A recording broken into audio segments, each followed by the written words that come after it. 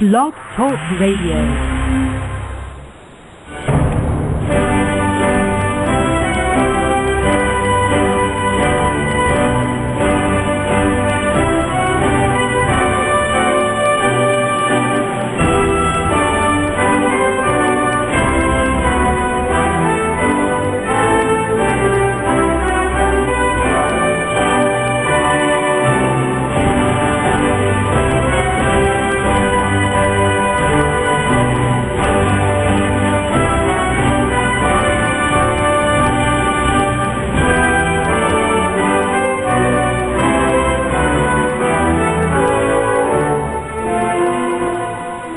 Meus amigos, estamos aqui de volta.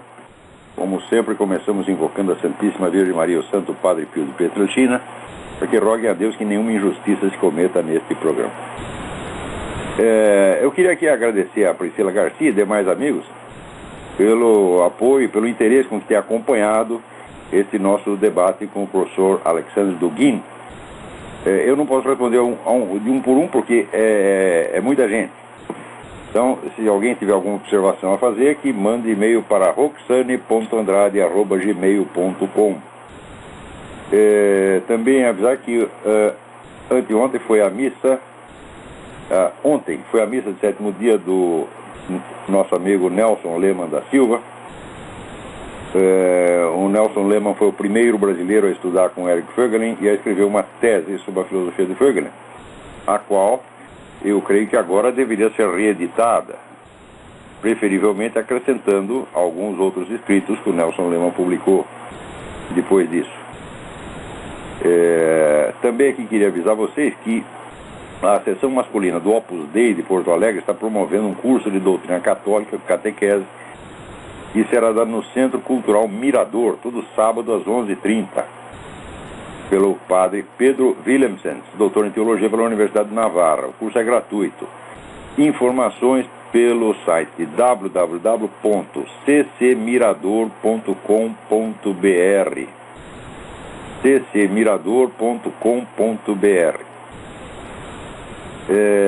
Também, esqueci de avisar semana passada, já nasceu o filhinho da nossa assistente e cúmplice Isabela, casado com o Alessandro, também nosso assistente e cúmplice.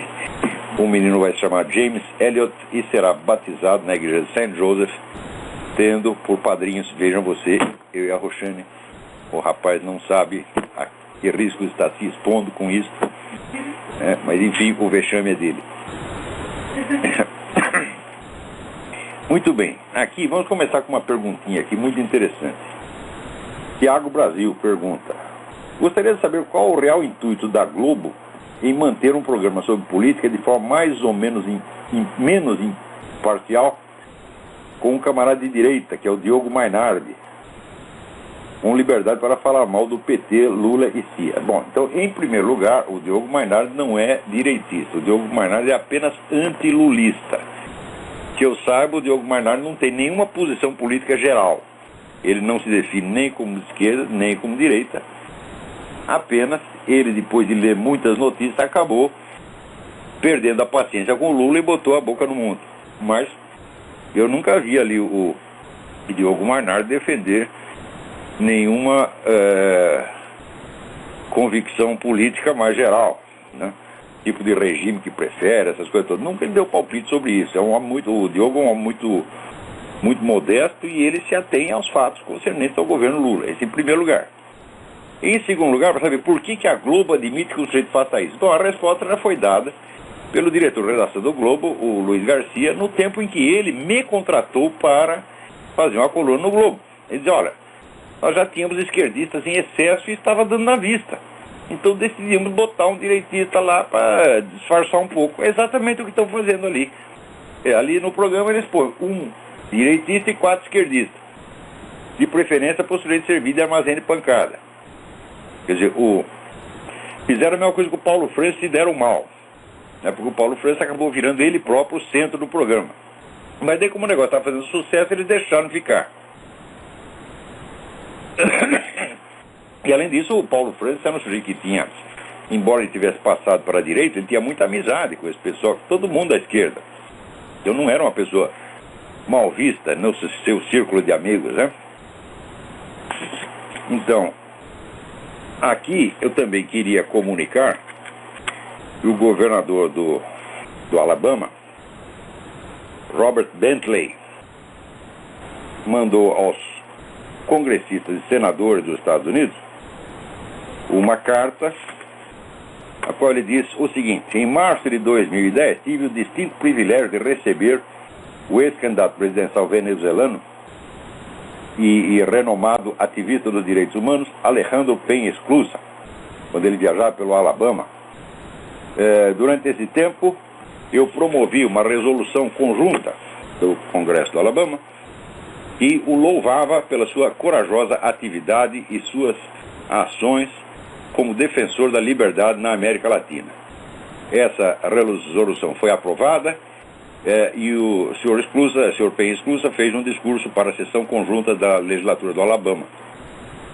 Poucos meses após visitar o Alabama, após o senhor Esclusa ter visitado o Alabama, o presidente Hugo Chávez da Venezuela ordenou a sua prisão sob acusações que acredita amplamente serem uma farsa. Desde aquele tempo, ele esteve na cadeia e suas atividades de promoção da democracia foram interrompidas. Escrevi uma carta ao presidente Hugo Chávez em apoio do meu amigo Alejandro Penha Esclusa. Minha carta juntou-se a muitas outras de muitos países do mundo. Agora estou pedindo a vocês, senadores e deputados americanos, que se juntem a mim nos meus esforços para ajudar esse líder ativista dos direitos humanos na sua busca pela liberdade, na sua promoção da democracia. Muito bem, governador Bentley. Eu tenho certeza que esta carta não cairá em ouvidos moucos. O Bentley é um homem muito respeitado nos altos círculos aqui. Então,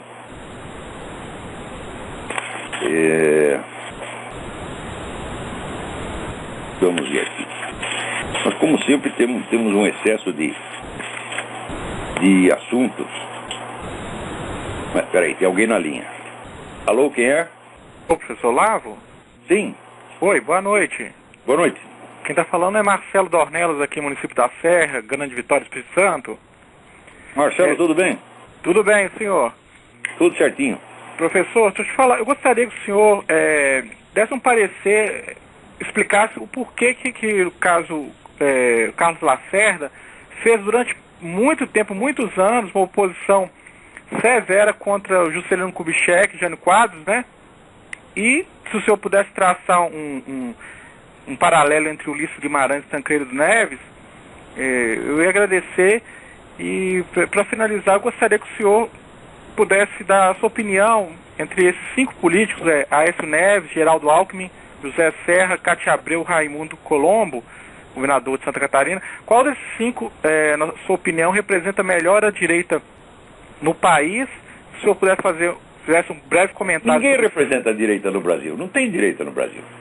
O que você tem, vamos dizer, é o pessoal antilulista ou antipetista. Tá certo? Mas esse pessoal, nenhuma dessas pessoas tem a mais mínima autodefinição ideológica e nem querem ter. Eles morrem de medo disso. Quer dizer, ninguém vai sair no Brasil com um rótulo de direitista, né?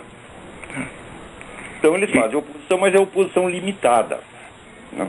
Agora, quanto à pergunta histórica que você fez sobre o Lacerda Juscelino, não se pode esquecer que Juscelino foi eleito com apoio do Partido Comunista. O Juscelino era o representante, o herdeiro da tradição getulista, a tradição do PTB, que àquela altura era aliado dos comunistas, tá certo? Então, que o Carlos Lacerda fizesse oposição a isso era a coisa mais óbvia do mundo. Também não podemos esquecer que o Juscelino, embora fosse como pessoa um sujeito adorável, não havia quem não gostasse dele, mesmo entre os inimigos, né?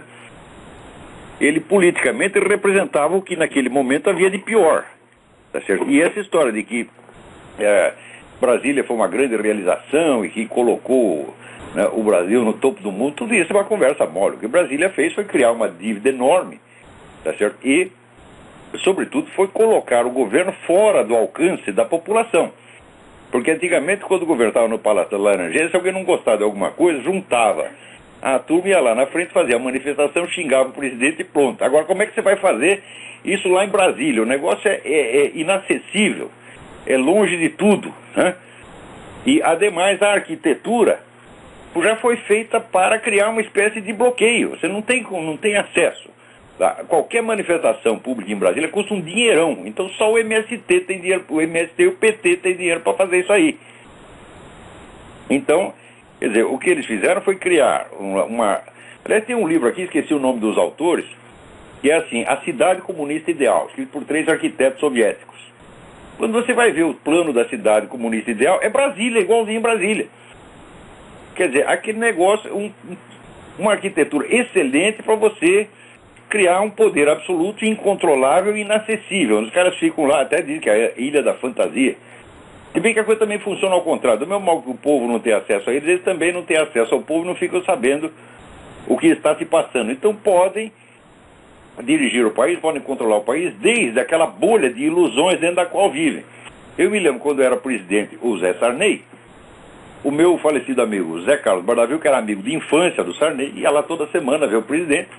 Naquela altura, 99% do país estava querendo matar o Sarney. Né? E o Sarney lá dentro da sua bolha, dentro da Ilha da Fantasia, com o cordão de puxa-saco em volta, se achando divino, maravilhoso. Ele dizia, meu amigo, eu sou o presidente mais popular desde Getúlio Vargas. O cara estava vivendo no mundo da lua, do mesmo modo que o Lula também viveu no mundo da lua. Né? Enganado sobretudo por esses 82% de popularidade. Isso quer dizer, como é que o sujeito pode ter 82% de popularidade, depois a candidata dele se elege? A Dilma se elegeu com 36% do eleitorado. Se você descontar os votos brancos e nulos, os votos Zé Serra, etc., vai sobrar 36%. Né? Como é que tanta popularidade produziu depois um resultado tão pífio? Mas, de qualquer modo, para quem está lá dentro, né, é muito bom acreditar que você é popular, que todo mundo te ama. Né? Isso te poupa muitos problemas. Você não precisa ter nenhum senso autocrítico e o seu amor próprio pode crescer até a demência, como cresceu o do Lula. E vai crescer, já está crescendo o da Dilma. Por quê? É aquele negócio que dizia o general Olímpio Mourão Filho. Você pega um idiota qualquer, um analfabeto, um vigarista, põe lá na presidência, no dia seguinte o cordão do puxa-saco faz ele sentir que ele é um gênio. Não está aí o Arnaldo Jabor dizendo que a Dilma é uma mulher cultíssima? Como? A mulher que não consegue lembrar o título do único livro que leu, e que ele disse que leu na semana passada, um livro de grande impacto. Quer dizer, o que é isso? A mulher é uma farsante. Agora, chegou lá, imediatamente a pessoa se transfigura. O brasileiro não pode ver um saco que ele se pendura, é uma coisa, é compulsivo. Né? Não tinha aquela musiquinha, o cordão do puxa-saco cada vez aumenta mais, isso é profético, porra. Né? Daqui 3 meses está todo mundo com o saco cheio da mulher. Mas daí já não dá mais para se livrar dela. Perderam a chance na eleição. Se bem que eleger o Zé Serra também não era um grande negócio, né? Aqui tem uma pergunta muito importante, deixa eu achar aqui. Tá aqui. Ah não, peraí. Aguenta a mão. Espera um pouquinho, tem um pouco de paciência.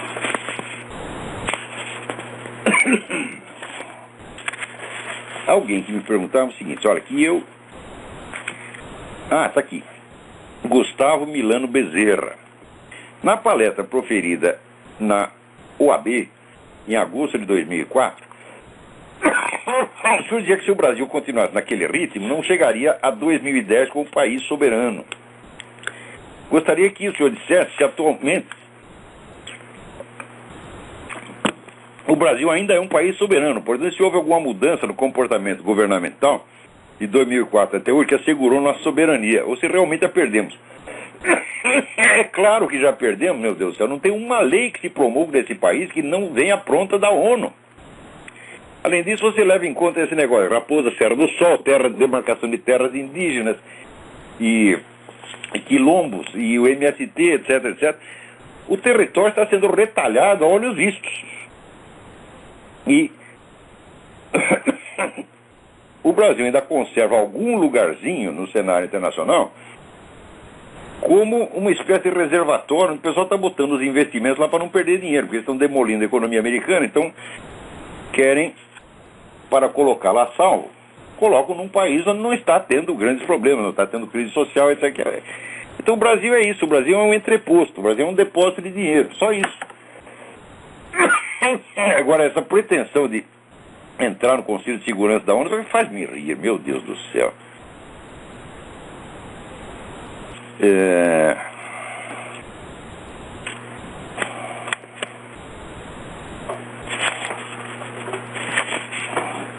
Aqui, Luciano, gostaria que no próximo programa eu comentasse a queda do Emir Sader da presidência da Casa de Rui Barbosa, sua substituição por Vanderlei Guilherme dos Santos.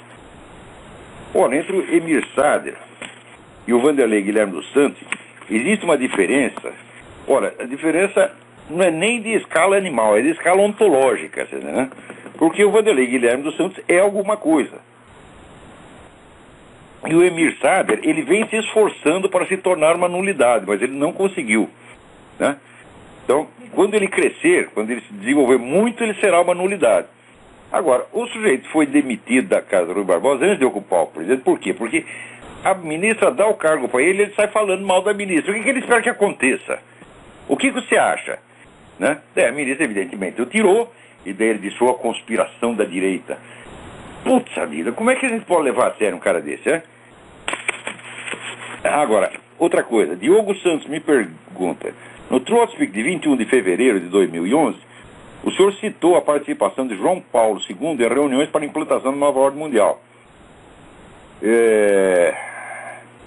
Devido ao senhor ser rico de fontes que citam tais fatos, e sendo o senhor Olavo de Carvalho, gostaria de falar sobre o meu interesse em ler um artigo sobre o assunto. Isso está no livro do Daniel Stulin, A Verdadeira História do Grupo Bilderberg, onde ele dá lá a lista de todos os participantes de todas as reuniões do Grupo Bilderberg. E João Paulo II estava em pelo menos uma delas. Então, o Grupo Bilderberg é, sem dúvida, uma das fortalezas do globalismo no mundo. Né? Aliás, falando em globalismo, eu vou ler aqui para vocês umas notas que eu andei tomando sobre o debate com o professor Alexandre Dugin. Essas notas ainda não são definitivas, ainda vou mudar muito, né? Mas eu gostaria que vocês tomassem conhecimento. Onde é que eu pus esse negócio? Caramba. Eu fico ficando cada vez mais gaga. Está aqui na minha frente, agora mesmo.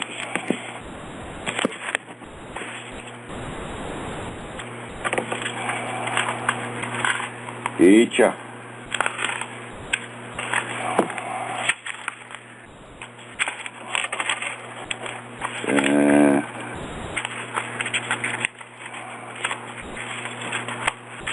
Alguém pegou? Mas que sacanagem. Bom, eu tenho isso aqui no computador de qualquer maneira. Então, tá aqui. A ciência política começou quando Aristóteles traçou a distinção entre o discurso dos agentes políticos e o do observador científico que tenta compreender o que eles estão fazendo. A coisa complicou-se formidavelmente nos tempos modernos, quando os agentes políticos se apropriaram da técnica do discurso científico e passaram a usá-la para seus próprios fins. Esses fins exigem que eles não descrevam exatamente o que se passa, mas criem um recorte destinado a produzir certas reações. Né? Parênteses, ali na teoria das funções da linguagem do Carl Bühler, eles estão usando a função apelativa, que é agir sobre o público, agir sobre o ouvinte, camuflando-a com função denominativa, que é descrever a realidade. O senhor está aparentemente descrevendo a realidade, mas não como ele sabe que a realidade é, e sim como ele quer que você pense que ela é, para canalizar suas ações nesse ou naquele sentido que lhe interessa. Ao mesmo tempo, os agentes precisam da ciência política genuína para ajudá-los a orientar-se na situação, de modo que acabam dizendo umas coisas para si próprios e outras para o seu público, às vezes misturando os dois níveis de discurso num quebra-cabeças que o observador científico pode ter alguma dificuldade de deslindar. É exatamente o que acontece com o discurso do professor Dugin. Quer dizer, ele tem tantas camadas de camuflagens que às vezes fica difícil você descascar aquela coisa, para saber exatamente onde ele está querendo chegar. Ninguém compreenderá nada deste debate se não tiver em conta que o professor Dugin é um dos agentes mais importantes do processo político contemporâneo, ao passo que eu, daqui deste meu modesto posto de observação no Matagal da Virgínia, O máximo que eu posso fazer é tentar compreender a situação sem qualquer ilusão de interferir nela no mais mínimo que seja. Segundo Aristóteles, a tarefa principal do observador científico é comparar os discursos dos vários agentes para compreender o que querem e o que está em jogo na disputa entre eles. Nos dias que correm, uma das dificuldades principais dessa tarefa consiste em distinguir nesses discursos os elementos científicos que eles incorporam e os objetivos reais a que visam por baixo dessa aparente descrição da realidade, né? Uma coisa que eu notei ali na comunicação do professor Dugin, fazendo agora um parênteses, é que ele reduz os elementos em jogo a dois. Quer dizer, de um lado existe a potência em ascensão, que é os Estados Unidos, e existe depois o outro lado, né? Como se o outro lado fosse um treco homogêneo. Ora, como é que a gente descobre a unidade de um agente político? Isso aqui é muito fundamental. Você sabe quem está agindo politicamente, quem são os personagens reais, né? Aqui é como naquele verso do Antônio Machado: a distinguir-me paro la voce de los ecos. Distinguir as vozes e os ecos. Ou seja, o que é um agente efetivo e o que é apenas, vamos dizer, uma sombra que se move quando o agente se move. O método para fazer isso é justamente a unidade do seu discurso. Tá certo? E existem, naturalmente, 3 discursos de agentes que buscam um poder global. Existe o discurso russo-chinês, existe o discurso ocidental, que é esse pessoal do Bilderberg, e existe o discurso islâmico. Esses 3 são irredutíveis um ao outro, não tem nada que ver um com o outro, né? Então, por exemplo, você não vai poder confundir o discurso russo com o discurso islâmico, porque entre eles há uma incompatibilidade religiosa absoluta. Você fala do Império Russo, então é o império, vamos dizer, da igreja estatal russa. Quer dizer, você acha que os muçulmanos vão sair lutando para que o mundo se curve à religião ortodoxa? É nunca. Então, ali, evidentemente, se trata de dois agentes distintos. Então, eu descrevi 3 agentes. Tá certo? Segundo lugar, você nota que ali no discurso do professor Dugin, não só no que ele colocou ali no debate, mas eu li 3 livros dele. Ele escreveu mais, mas eu não tenho acesso para tudo em língua russa e eu sou analfabeto em russo, como em outras muitas línguas. Então, você nota o seguinte, que ele, por um lado, descreve os blocos que nós podemos dizer culturais e ideológicos, que têm alguma unidade. E em seguida ele superpõe a isso os blocos nacionais, como se as fronteiras ideológicas, religiosas, coincidissem com as fronteiras geográficas. É claro que ele sabe que não é assim, mas ele está disfarçando. Por quê? Porque ele quer criar uma unidade de vários países contra os Estados Unidos. Então, para isso, ele tenta dar a impressão de que a fronteira ideológica que os separa dos Estados Unidos coincide com as suas fronteiras geográficas, como se a Rússia, o mundo islâmico e a China fosse tudo a mesma coisa. Então, prosseguindo aqui. Ele descreve o processo globalizante tal como aparece no noticiário das 2 últimas décadas, sem ter em conta a formação histórica dos vários grupos, nem o fato de que, em empreendimentos de tal envergadura, os fatos principais dificilmente aparecem na mídia popular, mas têm de ser rastreados em livros de poucos leitores e em documentos de fonte primária. Você vai ver ali que, se você ler a intervenção dele no debate, você verá que ele fala desse negócio de nova ordem mundial como se fosse uma coisa que apareceu a partir dos anos 80, identificado com os Estados Unidos, quando, na realidade, historicamente, nós sabemos, né, que a ideia apareceu na Inglaterra no fim do século XIX, e ela tem uma continuidade histórica, quer dizer, aquela elite inglesa que depois se associou a uma elite americana, ela tem uma história, tem uma continuidade. Quer dizer, o plano de nova ordem mundial já estava traçado no livro do Herbert George Wells, The Open Conspiracy, que é da década de 30, e aí já era uma ideia velha. E não é só uma ideia que apareceu em 1930 e que hoje a pessoa retomar. Não, existe uma continuidade. Aquilo foi passando, vamos dizer, de um grupo para outro grupo, e isso se constituiu, então, vamos dizer, o que o Carol Quigley chamou de Anglo-American Establishment. Então, o Anglo-American Establishment tem uma história de quase 100 anos. E se você não conhece o que vem antes, você não entende o que está acontecendo agora. No entanto, a mídia só fala disso a partir dos anos 80, então como se fosse uma coisa que foi George Bush e outros que inventaram agora. E como se fosse um projeto americano. A descrição que o professor Duguin oferece do quadro não é muito diferente daquela que aparece nos debates públicos. E será aceita prima facie por quem quer que tenha como sua principal fonte de informações a mídia popular. De um lado existe, então, a grande potência globalista em ascensão, os Estados Unidos, e de outro, o grupo das nações que gemem sob o jugo da potência global e sonham com um outro mundo possível. 2. Tal como é de praxe na geopolítica usual, ele entende os agentes do processo como estados ou nações, partindo do princípio de que cada um tem interesses nacionais bem definidos, que eles representam de maneira direta e franca. Os americanos lutam pelo interesse nacional americano, os russos pelo interesse russo, os chineses pelo chinês e assim por diante. Claro, aí você já vê que essa premissa é falsa. Embora toda a geopolítica seja baseada nisso, né, é a famosa doutrina Morgenthau, os agentes do processo internacional são nações. Né? Eu digo, ora, nações se fazem e desfazem, aparecem e desaparecem. Existem elementos, agentes que são muito mais duráveis e decisivos do que as nações. Por exemplo, o Partido Comunista é mais velho do que muitas das nações do mundo, que se formaram no século XX já desapareceram. A Igreja Católica, então, é muito mais velha. A maçonaria também é muito mais velha. E assim por diante. Quer dizer, os movimentos... O Islã, então, nem se fala. Quer dizer, o Islã passa por cima de identidades nacionais que nem um trator. Então, esses são os verdadeiros agentes, não as nações. Né? Essa doutrina Morgenthau pôs merda na cabeça de muita gente. Quer dizer, formalmente, oficialmente, aqueles que convivem no cenário internacional são nações, os representantes das nações. Na ONU são os representantes das nações. Mas quem disse que essa distribuição nominal de papéis corresponde à verdadeira identidade material dos agentes? Ora, esse é um erro de metodologia absolutamente primário. Mas você tem que, por trás das identidades oficiais, buscar quem são os agentes reais. Né? Por exemplo, o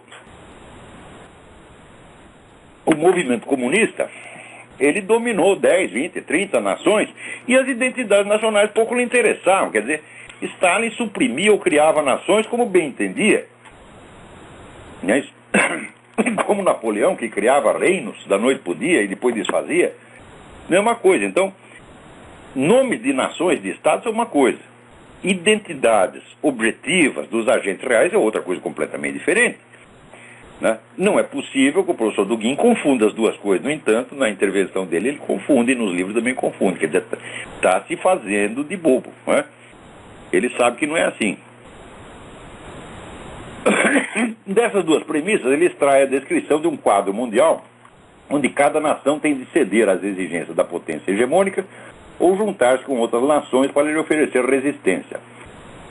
O professor Duguin fala em nome da aliança virtual entre essas nações, preparando o advento de uma nova ordem mundial alternativa, fundada em valores opostos ao daqueles que, segundo ele, são propugnados pela potência hegemônica.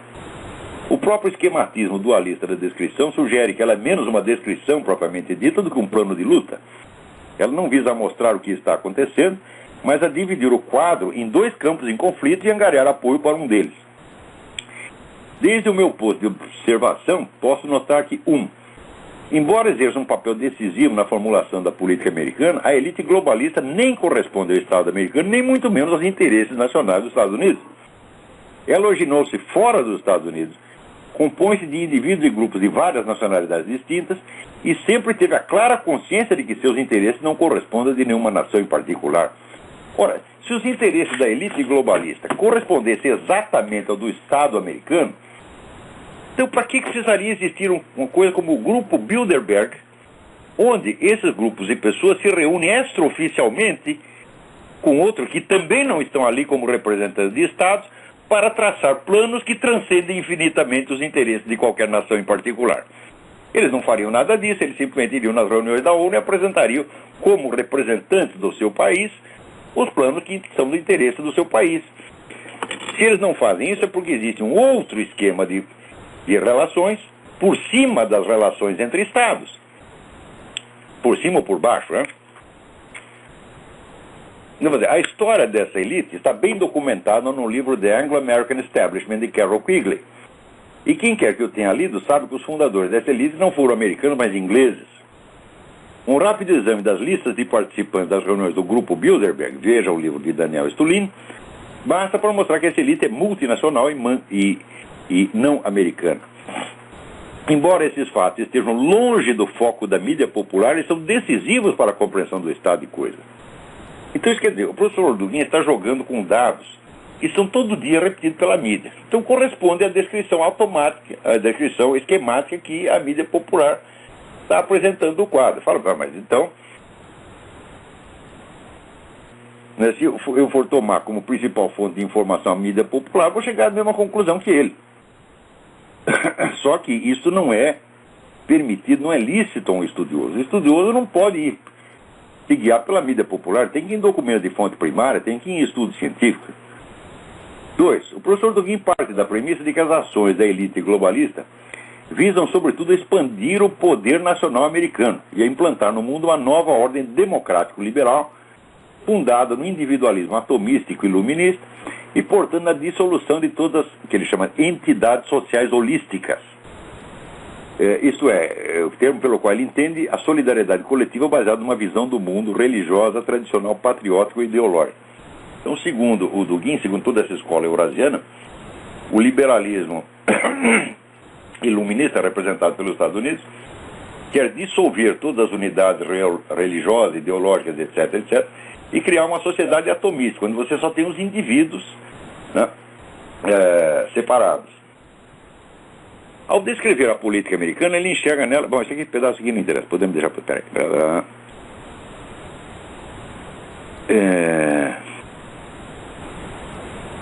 Com isso, ele falsifica por completo o conflito político americano, onde um dos lados, não se define primordialmente por quaisquer planos de política internacional, mas pela defesa dos mesmos valores que, segundo o professor Dugin, a política americana como um todo visa a destruir: religião, patriotismo, etc.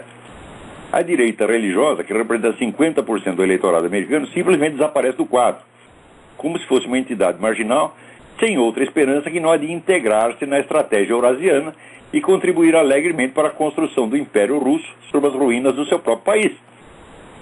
A visão que o professor Dugin tem da política americana é mais ou menos a mesma que eu tinha em 1995, quando escrevia o último capítulo de O Jardim das Aflições. E é substancialmente a mesma que Antônio Negri, uma das fontes do professor Dugin, publicou 5 anos depois. Ele publicou em 2000, que é a Teoria do Império, dele, que era substancialmente igual à minha, com nuances de diferença, mas substancialmente a mesma. Desde que mudei para os Estados Unidos, fui descobrindo que a imagem dessa política na mídia internacional, na qual eu e Negri nos baseávamos, é apenas a da elite globalista e de seus concorrentes ou inimigos estrangeiros, não refletindo em nada o que se passa dentro do país. Fiz uma revisão severa dessas minhas concepções no vídeo que eu acabei de colocar lá no seminário. Terminei de colocar? Não, já coloquei faz várias semanas. Que está lá, apêndice ao Jardim das Aflições. De modo que eu não estou corrigindo o professor Dugin antes de ter me corrigido a mim mesmo. É falso, absolutamente falso, que a elite globalista tenha como objetivo desmantelar as entidades sociais holísticas. Isso é fundamental, gente. Bem ao contrário, toda vez que a política externa americana se encontra sob o domínio dessa elite, ela tem visado com insistência patente e escandalosa a derrubar governos laicos aliados da América e colocar em lugar deles o islamismo militante, que é o suprassumo do holismo, tal como entende o professor Dugin. Assim ela fez no Irã, em Kosovo, no Iraque, no Egito, e está tentando fazer o mesmo em outros países do Oriente Médio. Em outras áreas, ela se empenhou em colocar no poder os comunistas, eles também holistas na acepção do professor Dugin. Veja o meu artigo, que está lá no site do Inter-American, The Art of Strengthening One's Enemies, a arte de fortalecer os seus inimigos, né? Onde eu mostro que a política do Departamento de Estado, já há quase meio século, e com uma interrupção na era Reagan, tem consistido exatamente em colocar no poder e nos vários países do mundo os piores inimigos dos Estados Unidos, cada um deles associado a uma concepção holística. Ou são muçulmanos, ou são comunistas, né? A lista é imensa, e isso é uma coisa, vamos dizer, constante. Quer dizer, já tinha Nos anos 60 já tinha saído o livro do Stanton Evans, que é um estudioso formidável que tem aqui, chamado The Politics of Surrender, da política da rendição. Quer dizer, quando ele via esse pessoal, né, favorecendo a ascensão de inimigos dos Estados Unidos, ele achava que eles estavam fazendo isso por engano, né? Mas aí a famosa pergunta do John McCarthy: por que eles sempre se enganam contra nós e nunca se enganam a nosso favor? Então, passado esse tempo, já não se pode mais admitir a teoria do engano, a teoria da incompetência. Existe um objetivo claro, existe uma estratégia por trás disso, né? E essa estratégia está documentada no próprio livro do Carroll Quigley, Tragedy and Hope. Então, como é que se pode dizer, então, que a elite americana quer desmantelar, quer dissolver todos os blocos holísticos, quando é justamente esses blocos holísticos que ela tem colocado no poder no mundo, né? Mais ainda, quer dizer, como um dos virtuais centros de resistência à ordem democrático-liberal americana, o Dugin assinala a China. Ele diz: a China ainda pode oferecer muitos problemas para os Estados Unidos. Ele fala: bom, muito bem, mas quem foi que criou e patrocinou a transformação da China em grande potência? Foi exatamente a elite norte-americana.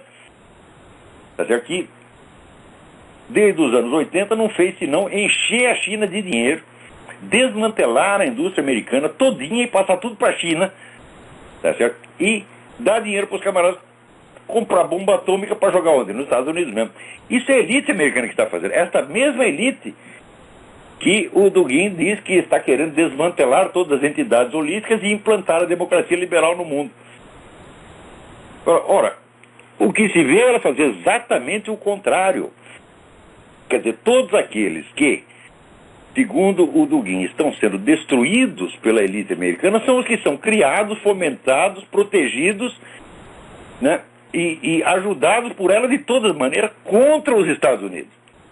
Isso são fatos que não há como negar, meu Deus do céu. O que seria a economia chinesa sem um maciço investimento americano? Não seria nada, absolutamente nada.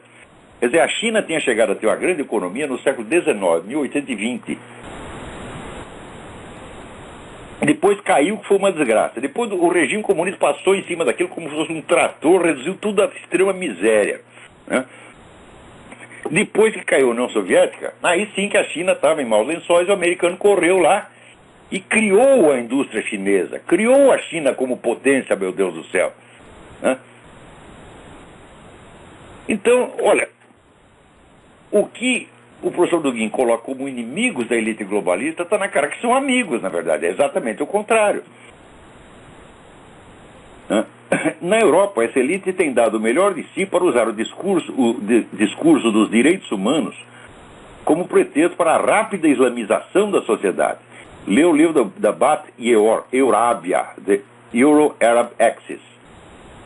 E nos Estados Unidos, o poder das organizações islâmicas sob a proteção ostensiva dessa mesma elite tem crescido assustadoramente.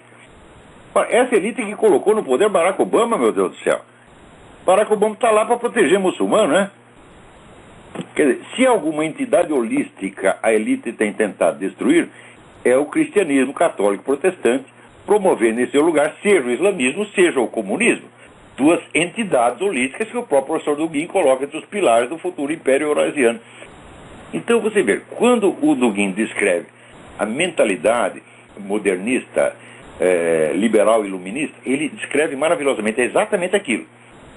Só que ele coloca esta elite como se ela estivesse lutando para expandir o poder americano, quando ela está lutando é para demolir o poder americano, por todos os meios possíveis e imagináveis, chegando ao extremo da traição ostensiva, né? Como no caso aí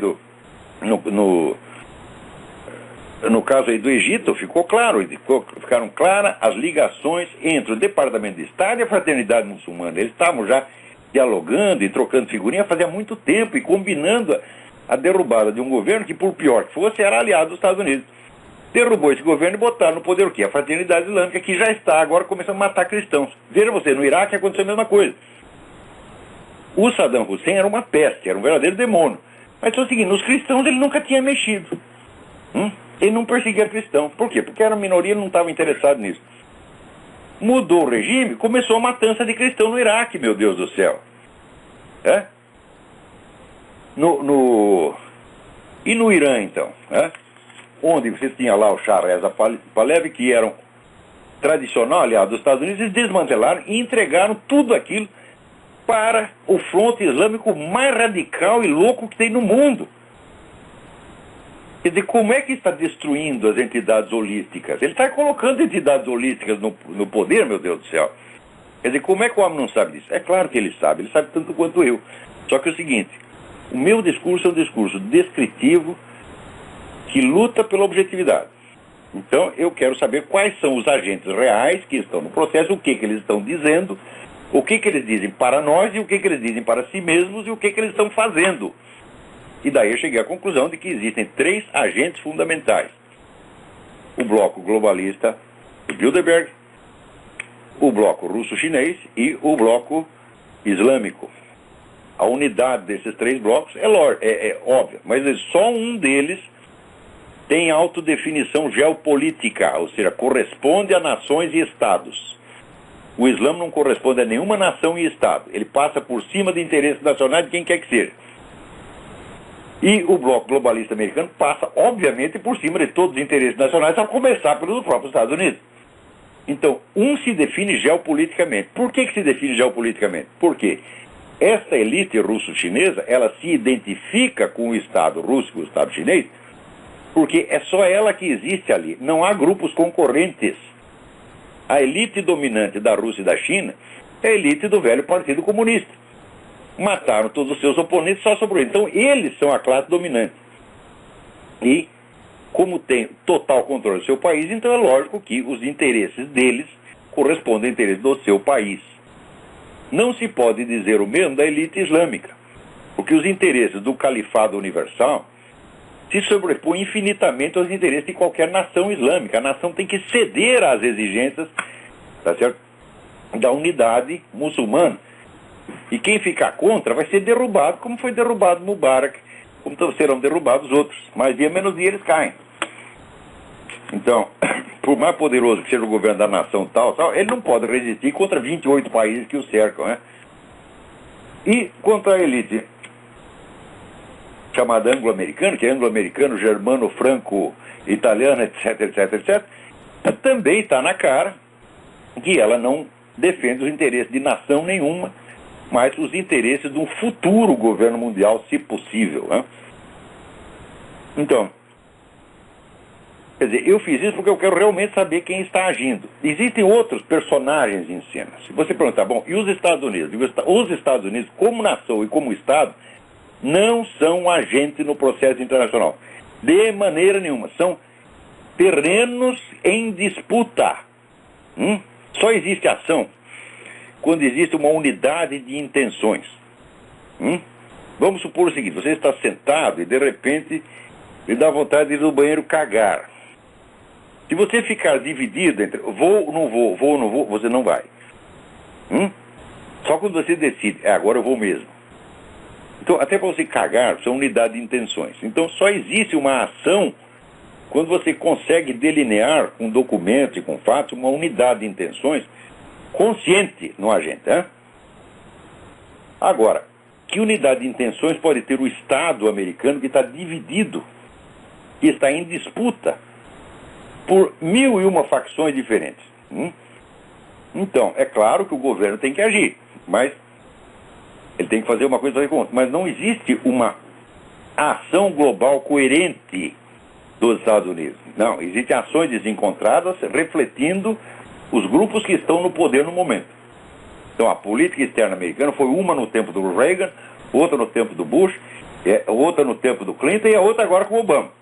Então, não há uma unidade coerente de ações. Isso numa democracia é impossível, minha gente. Unidade de ação ao longo de 10, 30, 40 anos só é possível com uma ditadura que permaneça no poder e faça planos de 50, 60 anos.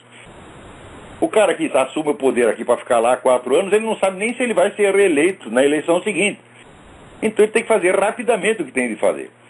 Claro que por trás existe uma elite, esta sim, de alta duração, e tem planos de longo prazo, mas ela não se identifica com o Estado. Quer dizer que se essa elite globalista dominasse o Estado completamente, como a elite russa domina a Rússia, a elite chinesa domina a China, então sim, você veria uma política coerente e constante dos Estados Unidos sempre na defesa dos seus interesses, o que não acontece de maneira alguma. Então, quer dizer, os Estados Unidos como nação e Estado não são um agente no sentido em que são agentes daquelas três forças que eu descrevi no debate.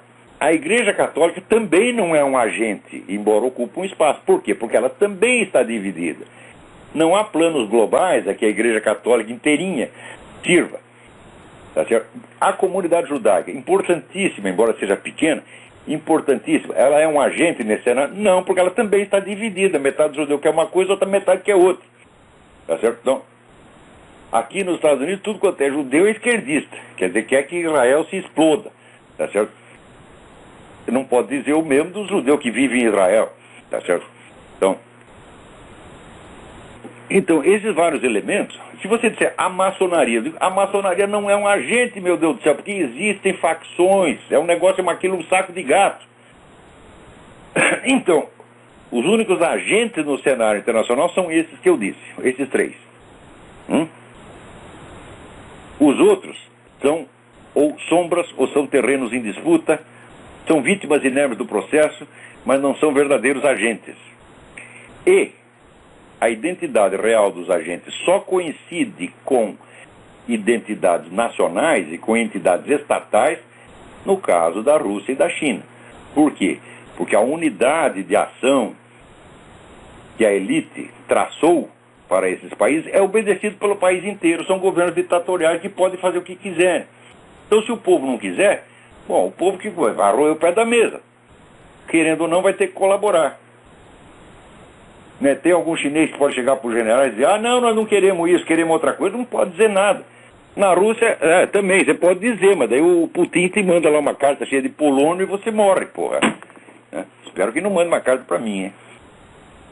Também, se mandar, estou um pouco me lixando, já estou velho e não tenho a menor... Eu não tenho plano de viver nessa terra eternamente. Eu pretendo ir para algum lugar melhor. Né? Falando nisso, mudando de assunto, eu daqui umas semanas completarei 64 anos de existência e nessa mesma data completarei meio século de fumo, fumando 3 ou 4 maços de cigarro por dia e ainda estou esperando o infarte e o enfisema que o Dr. Drauzio Varela me prometeu. Eu vejo que era propaganda enganosa. Ele prometeu e não veio até agora, pô. Como é que vai ser? Todo mundo que eu conheço há 50 anos já teve. Tive infarto, estou com 5 pontos de safena, etc, etc. Né? E eu estou aqui cinicamente. Né? E, aliás, outro dia eu decidi fazer uma continha. Eu peguei a lista dos países onde mais se consome cigarros, lista da ONU, hein? Onde mais se consome, e comparei com a lista dos países onde as pessoas vivem mais. Resultado: dos 30 países onde as pessoas vivem mais, 12 estão entre os países que mais consomem fumo no mundo. Agora, dos 70 países onde menos se fuma no mundo, não são 30, são 70 países onde menos se fuma no mundo. Quantos estão entre os países de população que vivem mais? Nenhum único. Então pergunto eu não sou muito bom em matemática, tá certo? Mas vocês que são tão espertos, tá certo? Vocês que não cabularam aula, né, como eu fazia no ginásio, né? Eu no ginásio fui muito bem quando estava ensinando álgebra. A hora que você começou a ensinar geometria, eu falei, eu não quero aprender isso. Mas eu não quero aprender. Né? Então eu fugia da aula. E o que eu ia fazer? Ia para a biblioteca municipal, veja você, para estudar uma coisa que prestasse, né? Então, vocês são bons de matemática, vocês podem fazer esse cálculo. Qual a probabilidade estatística de que uma coisa dessa aconteça? Quer dizer que se o fumo é um agente mortífero, tão terrível quanto se diz, qual é a possibilidade de que uma força causal tão imensa produza resultados tão nulos do ponto de vista da longevidade das populações? Faça o cálculo. Alguma coisa está errada. Não é isso? Então, Se dizer, fumo da tosse, sim, dá forte da tosse, dá pigarro. Mas antigamente qualquer médico sabia. Chegava lá um sujeito tossindo, tipo assim, chegava lá um sujeito tossindo, daí só você fuma. Então não é nada, isso aí é fumo, tosse de cigarro. Acabou. Agora eles começam a confundir isso aí com câncer, com enfisema, com não sei o que mais, né? E antigamente tudo quanto é bar tinha lá uma escarradeira, porque sabia que os fumantes iam pigar o profit, né? Daí os médicos começaram a alertar, os caras não cuspiram mais, meu Deus do céu. Daí começaram tudo a ficar doente. Quando o fumo foi feito para você escarrar, seu burro. Qualquer índio sabe disso. As velhinhas do interior, tu sabe, ficar lá pitando da porta, daqui a pouco, pof, cuspia no chão. Não é bonito, tá certo? Mas isso lhes fazia bem, pro índio também. Agora, você fuma e engole essa coisa toda, fala, aí não dá, né, meu filho? Né? Então, agora, também a Forces.org publicou a lista das 40 pessoas mais velhas do mundo. 40 pessoas mais velhas do mundo. Todas tinham fumado ou até o último dia ou até a idade avançada. Tinha lá um sujeito de 103 anos que aos 102 largou porque achou que estava fazendo mal. Né? E tinha a velhinha, dona Janete Calment, uma velhinha francesa que já estava com 120 anos, parecia lá com cigarro, né, na última semana de vida, puf, puf, puf. E tinha aquele maravilhoso cidadão, Daniel Ellingham, que foi veterano da Primeira Guerra, e que aos 110 anos ele foi entrevistado e perguntaram, ele morreu com 113. Então com 110, 111, perguntaram para ele qual é o segredo da sua longevidade. Ele disse, uísque, fumo e mulheres fogosas. Tá certo? Então, quer dizer, o sujeito viveu na maior esbórnia, tá entendendo? E, você olha a cara dele com 113 anos, ele parecia mais saudável do que o Dr. Drauzio Varela. Então, alguma coisa errada tem nisso. O que tem de errado? Tem de errado é o seguinte, é que essa elite globalista, uma das principais fontes do poder político, publicitário e financeiro deles é a indústria farmacêutica, que aqui nos Estados Unidos é praticamente monopolizada pelos Rockefeller, que são os inventores da elite globalista dos Estados Unidos. Né? Começou na Europa, começou com Rothschild e outros, mas quando passou o negócio aqui para os Estados Unidos, são os Rockefeller que foram os primeirão, eles são os Rothschild da América, né? E são os donos da indústria farmacêutica. E eles mesmo promovem essa campanha para liberalização de drogas. Então é claro que existe um plano de mudança do vício da humanidade. É isso? Então, a quantidade de dinheiro que a indústria farmacêutica está pondo nisso transcende infinitamente a totalidade da propaganda de cigarro. Todo mundo fala, o lobby da indústria de cigarro. Escuta, o lobby da indústria de cigarro, comparado com o Rockefeller, né, é a mesma coisa que eu comparado com o Eike Batista, tá entendendo? Ou com o homem do Banco Itaú, com o meu Charaz, o Olavo Setúbal, né? É mais ou menos essa a proporção.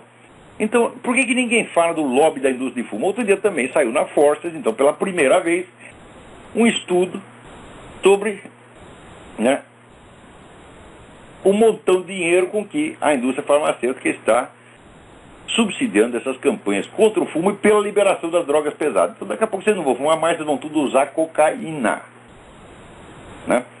Ora, a cocaína é um instrumento de controle social formidável, já se provou isso na Holanda. Na Holanda, 30% da população está inutilizada pelo fumo. Então é uma gente sem força de vontade, sem capacidade, inteiramente dócil a qualquer coisa que o governo queira fazer. Porque se ele encher o saco do governo, tá, não te dá mais sua cocaína, agora você está ferrado, porra. E assim vai ser no mundo. E esse é um dos planos dessa gente. Então, peraí, tem alguém na linha. Vamos ver se dá tempo. Alô? Alô, é Rodolfo de Petrópolis? Rodolfo, tudo bem? Tudo bem, eu queria aproveitar o lançamento do livro O Enigma Quântico para fazer uma pergunta sobre a capacidade das partículas atômicas estarem em vários lugares ao mesmo tempo. Eu queria saber se o senhor já ouviu falar de uma teoria que pretende explicar esse fenômeno, dizendo que existem realidades alternativas em universos paralelos. Ah, sim, é uma das hipóteses. Os caras... Ora, é o seguinte, a teoria quântica é a teoria mais comprovada do universo. Já testaram bilhões de vezes. E eles veem que certas coisas acontecem. E nisso constitui a teoria quântica. Eles dizem, certas tais coisas acontecem. Agora, a explicação disso, eles não têm nenhuma. 0,0000000. Então começa a dar tratos à bola. Físico, você sabe que é um sujeito assim, que é muito bem treinado os elementos técnicos da sua ciência, mas em geral, eles têm muita merda na cabeça, fantasiam demais, pô, é? Então você começa a inventar esse negócio do universo paralelo, etc. É por isso que o professor Wolfgang Schmidt, que tem a cabeça no lugar, ele está propondo uma explicação muito mais razoável, que é justamente baseada, né, na teoria de Santo Tomás de Aquino da matéria secunda, uma coisa muito mais razoável, né? Não precisa apelar para a fantasia, não precisa universo paralelo, né? Então, por exemplo, nós aqui nesse momento, nós estamos lá no universo paralelo, comendo todas as mulheres do universo paralelo. Você viu alguma? Nenhuma. Né? Não. Então, no universo paralelo, a Dilma é uma pessoa cultíssima. Ela leu toda a biblioteca de Alexandria, a biblioteca do Congresso, tá certo?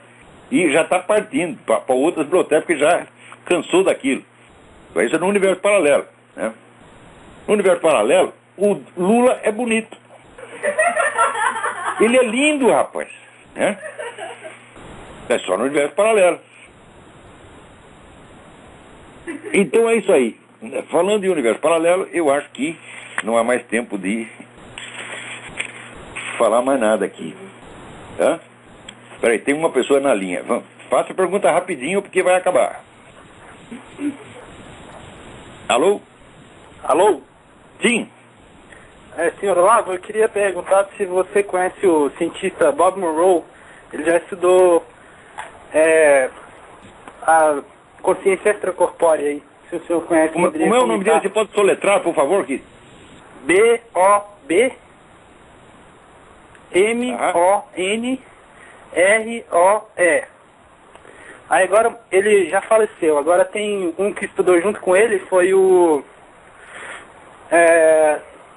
Bom, agora eu esqueci. Mas depois, quando eu lembrar, eu ligo novamente. Olha, eu não me lembro do nome, mas aqui tem muita gente muito séria estudando isso.